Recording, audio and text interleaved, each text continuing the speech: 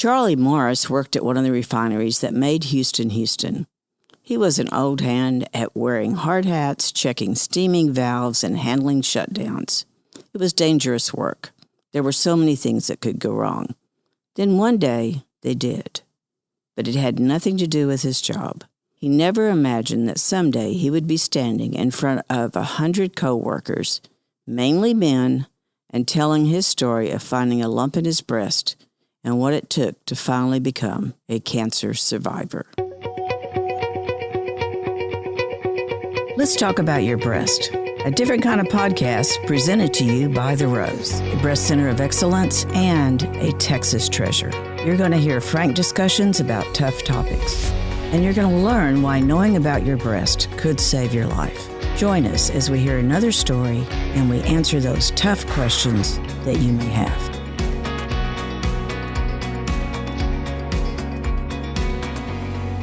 Charlie, you worked at one of the plants out here in Pasadena for 36 years. Describe that job for us. So I hired on when I was 19, pretty much out of high school. And I was an operator on what they call a fluid catalytic cracking unit, which brings in the oil and breaks it down into gasoline, butane, propane, and different components to ship off.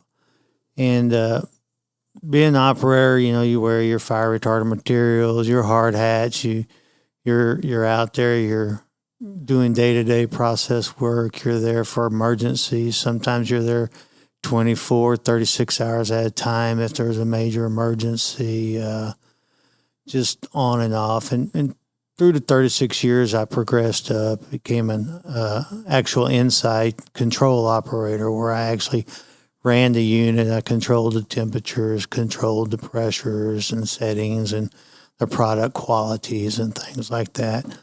On up to the later years, about my last 10 years there, I was actually in the training department working on training console operators to operate the computer systems, which now run the units. Back when I first started, they were all like pneumatic knobs and dials and things you tap with a quarter or something to make sure they're correct. Oh, my goodness. Well, since the first time I met you, I always saw you as one of these men's men. As one of those guys that I don't guess at the plant they had very many women to begin with. Maybe not even at the end, but you were working with men in a field that was very much a man's world and required a lot of strength and a lot of perseverance and just plain old staying with it. Yeah, I would probably say operator-wise, the job like I did, out of about 700 employees, probably 100, 150 were women, not very many at all.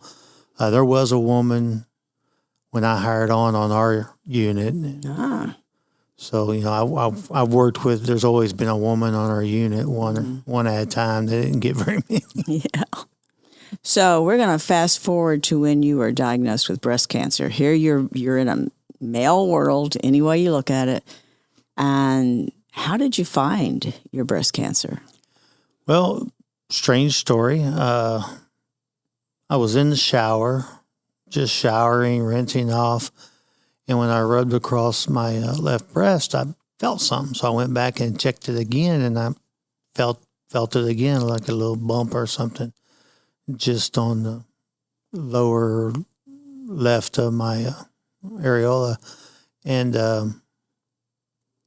I asked my wife when I got out to feel it, make sure I wasn't imagining things. And she said there was something there on my breast and that we ought to have it looked at. And I guess I noticed then by looking in the mirror, I had a slight downturn of my nipple. Oh. Which after much reading afterwards, I found out that's a common sign of something in there. All of these words that just fell out of your mouth just now, describing your body, those were not the words you would normally have been familiar with until this time, right? Not at all. You wouldn't have called your breast. You might have said chest or moobs or yeah. My son calls me one moob Morris now. So. goodness. But I'm trying to set the stage for, men don't think of their breast or as having breast cancer. That's usually thought of as a woman's disease. So this had to be quite a shock for you to eventually learn that it was breast cancer. You had to do all the things a woman does, right? You had to have mammogram and ultrasound. Yeah, I went through everything a woman does. Like you said, it was. I never knew it that men could have breast cancer.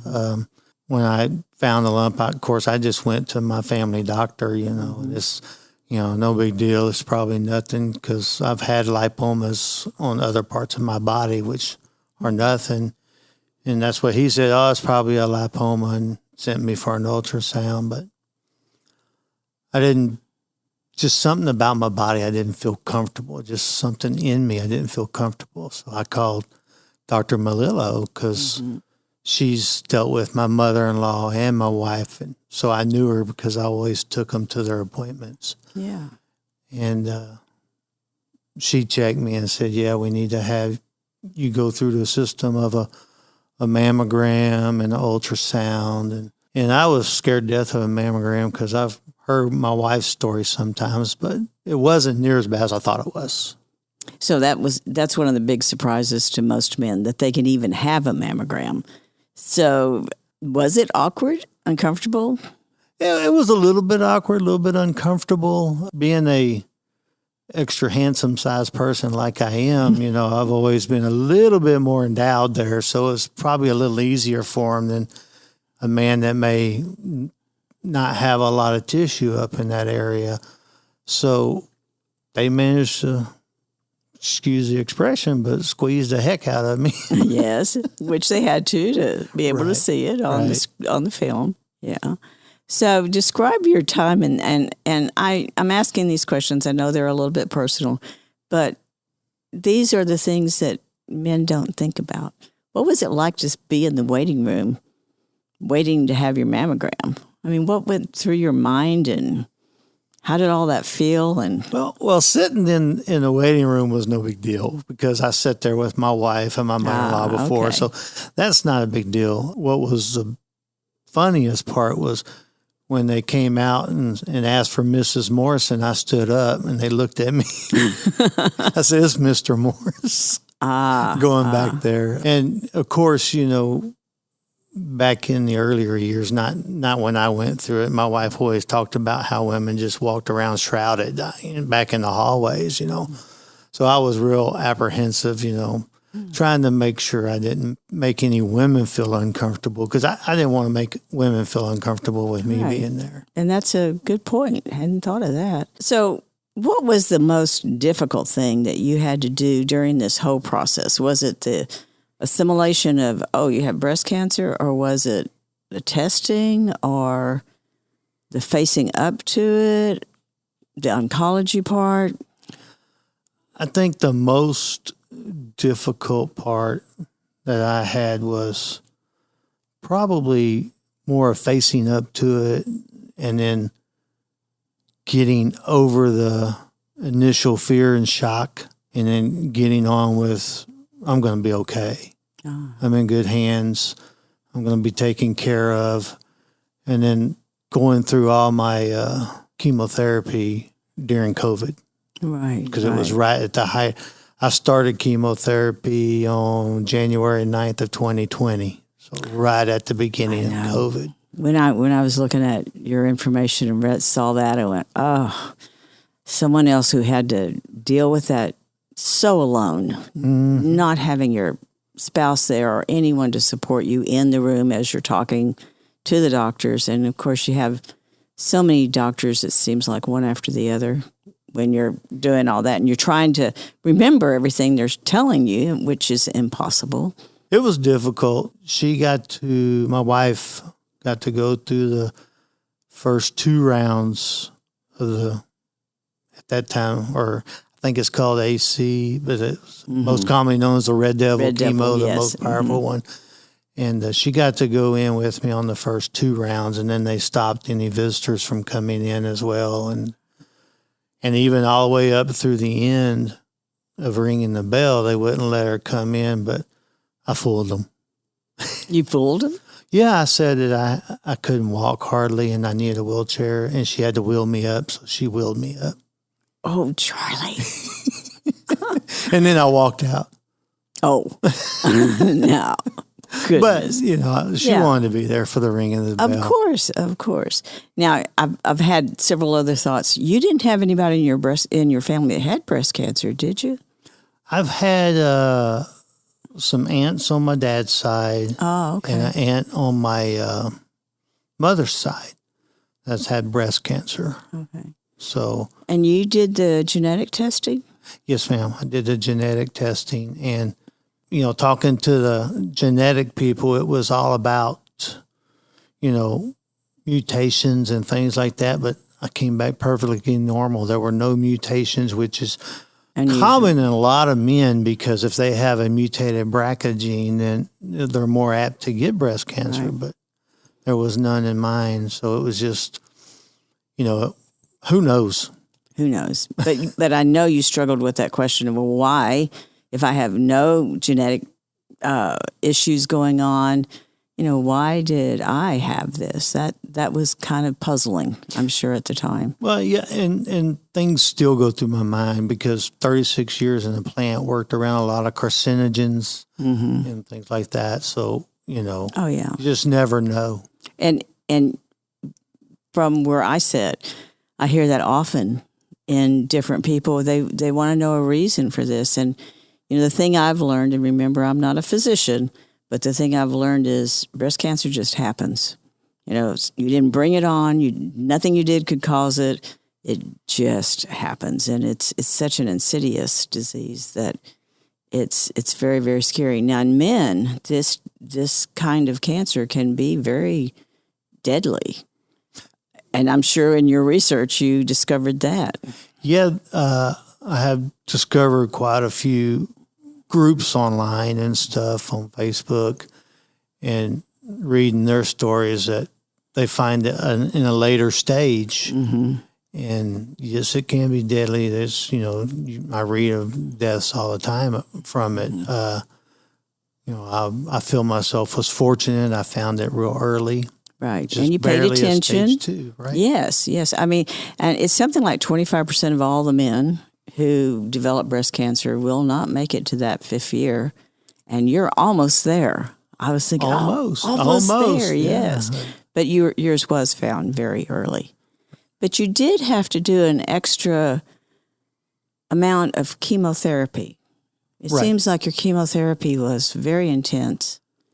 And was that just because it wasn't responding, or extra precautions, or what? So when they took the tumor out, they sent it out for what they call an ONCA test. Mm-hmm. And the ONCA scores tell you somewhat the likelihood of reoccurrence. So when I got mine back, it was a 27% chance of reoccurrence, which I'm an odds player. But my oncologist, Dr. Yuma Bueno at MD Anderson, she said that if I have chemo and they hit it aggressively, that it lowers my odds down to 12%. I'm an odds player. I'm going to take them odds every day. Every day. Absolutely. I know chemo's tough, but I went through a total of 16 rounds of chemo, 4 Red Devil, and then 12 of I can't think of the other one. Yeah. So that's an important thing for our listeners to hear, these different tests that you're taking. Give us ranges, give us odds, as you put it, and whatever we feel like we have a little bit of control over. Exactly. At the time. Yeah. You ask yourself, why me? But as my wife and I have always said, when people say, why me? It's like, why not you? What makes you different? Yeah. I'm no different than any other man. Right. So, I'm going to do what I can do to make sure that I survive. Absolutely. Yeah. Now, I think the most special part about your story is how you found the courage to get up in front of a group of your coworkers and colleagues and tell your story that first time. Yeah, so it just so happens I was diagnosed in October, which a lot of large corporations do the United Way fundraisings at that time. And I got with our coordinator at the plant and told her that I would like to do this, talk to these people, because a lot of men out there are unaware, and there's a majority male plant, So I got up in front of them, talked to them, told my story during the United Way campaign with the United Way coordinator there, and told them some of the important things. And, we have good insurance at work. We're in a plant. We got some pretty good insurance. And I tried to instill on them, don't hesitate, get a checkup. And I discovered there were several men out there that had it that I've worked with for 20 years and never knew it. Right. So a lot of men won't talk about it. It's, like I say, it's nothing you can help. So you might as well spread the word so more men know. And it was hard talking about them, but I did 4 sessions, and there's about 150 in each session, different people. So it worked out really good, I think. Getting the word out and plugging the rows, of course, because I let them know the importance of, if we go to the rows with insurance, it helps people that don't have insurance get the same screenings. Right. Including men. That's good, yeah. Yes. So, and I'm just curious, did anyone make fun of you or anything when you first started talking about it? Did any of the men seem obviously embarrassed, or did you get any of that kind of reaction? Actually, this is probably part that really nobody ever knew, but there were a couple of guys that I worked with on a daily basis that actually wanted to feel it to see what it felt like. Oh. And I let them. It was no big deal, so... Yeah, I guess in a way, I did get some feedback. I didn't really get any harassment, like it wouldn't be harassment, but any kidding about, oh, well, always knew you were on the feminine side or something. I never got any of that back at me. That's so interesting, though, that they wanted to feel it. I thought maybe they were on the feminine side. No, you didn't. No, I didn't. No, they're married men. That's... But I don't think I've ever heard that response. But, when you think about it, of course, what does it feel? Well, and, men have a mastectomy just like a woman. Oh, most definitely. Yeah. I know. Yeah, and I think that's important, not so much for our listeners to know, but it is the same treatment that a woman might have. And so, yes, your body does look different. Yeah, the same exact treatment as a woman. Yeah. Because there's very little known about male breast cancer. That's so true. They're doing more and more research, but as far as what is known is still very, very not known, should I say. No, you're right. You're absolutely right. I mean, the medications are the same as a woman and everything else. And I know with some other male breast cancer patients, they've talked about they didn't have the same reactions that women do. And that always, upsets the treatment plan because, and it just has to do with that difference in our bodies, the difference in our hormone responses. And right. But until there's a better way, that's what we've got to work with. Oh, most definitely. You have to work with what you got. And, I thank God every day that,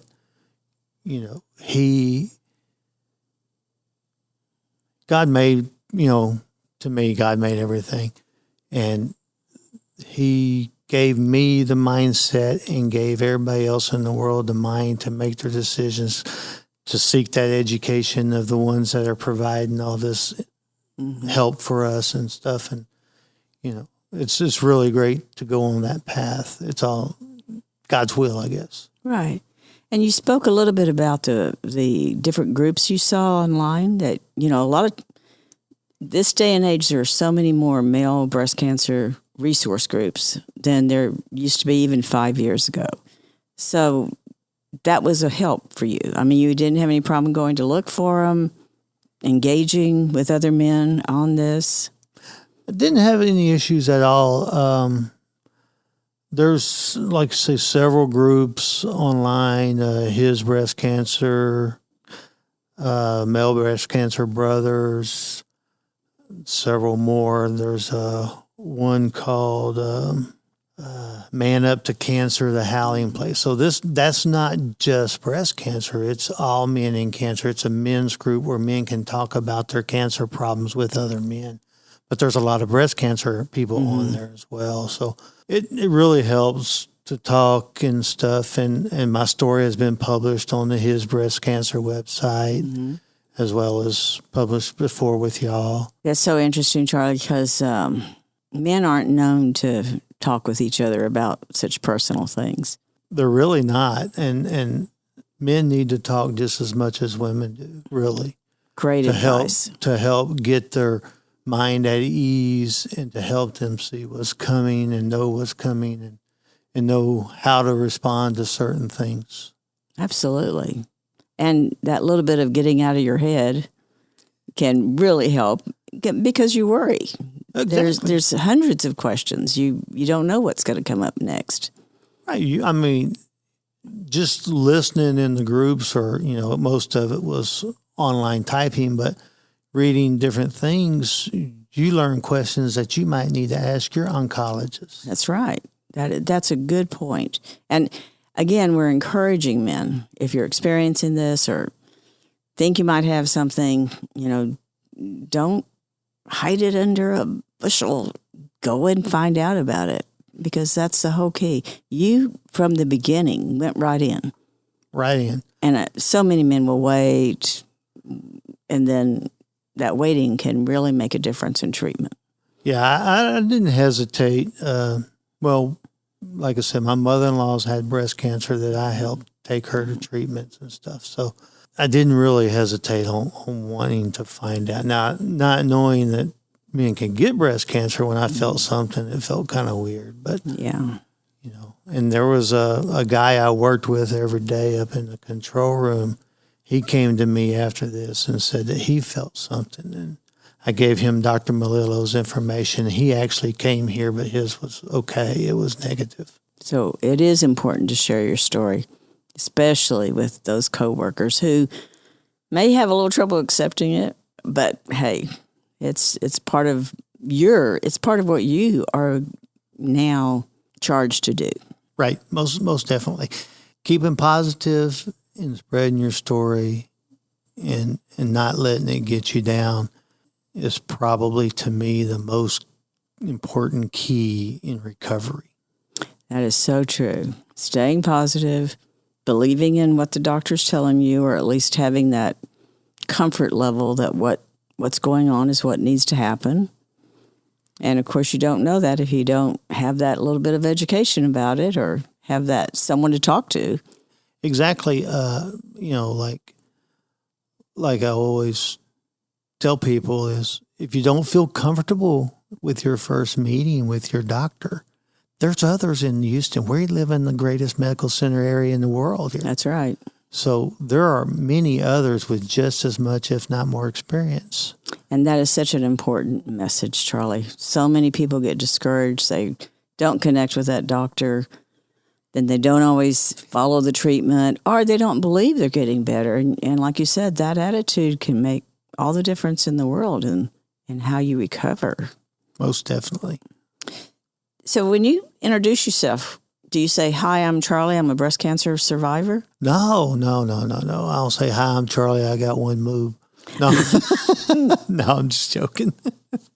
But I don't really say I'm a breast cancer survivor, but usually comes up in conversation pretty quick. That's interesting. We talk about whoever we're talking to, it'll usually come up in some form of the conversation, and people are like, "Men can get breast cancer?"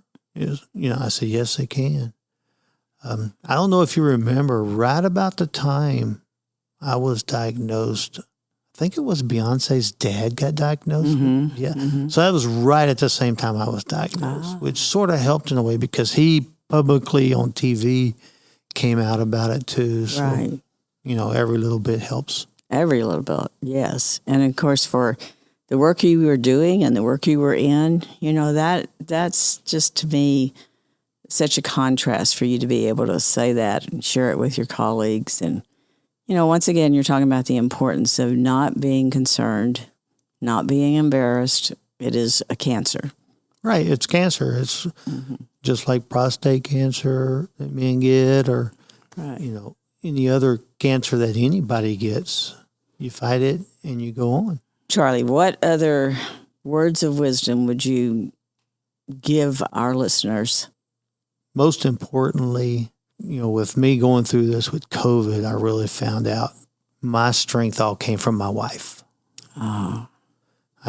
We'll be married 39 years this year. So, and her strength came from me because we're isolated. So we had nobody but each other.